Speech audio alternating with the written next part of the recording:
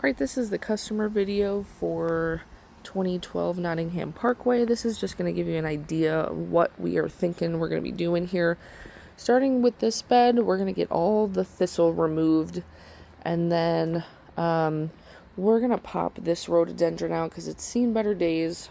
All this thistle is going to be removed. Any of these hostas that are hanging over the driveway, so like this section here, we're going to dig out. I'm going to have them cut this grass down because there's a lot of weeds and debris in it. It will come back next season. But they're going to weed all these hostas, clean all this out. They're going to trim up the burning bush. This yew here, they're going to cut back so it's not interfering with anything. Kind of get it back into a regular shape. All the thistle will be removed. They're going to trim these up. They're going to cut these down for the season. All these barberries, they're going to cut way back into a more appropriate shape. All these weeds will be removed. They're going to cut anything encroaching out of the landscape bed. All this is going to be removed. The weeds will be removed. The spirea here is going to cut way back. The weeds and the grasses are going to get removed, but these grasses, they won't cut down for the season. They'll make sure all that's cleaned out. This, I just told them to trim back any dead branches, just clean that up a little bit. They'll clean that bed up. And then back here, we're going to get all the thistle and the weeds out. We're going to get the grass removed here. We'll get this cleaned up, get the weeds, get these weeds. We'll cut this back for this season. We'll cut this back for this season. And then the grasses here, I'd like to just have 3 individual grasses, and then we're going to take out what's left. All this ground cover here and all these weeds we're going to take out. Simplify this bed for you. The yew will get trimmed. The barberry will get trimmed. This ground cover will get removed. We'll trim this. They're going to get the grass removed and have a good edge on everything. The milkweed we're going to remove. All the weeds we'll clean out. There's a lot of weeds in the paver patio. We'll clean those out for you.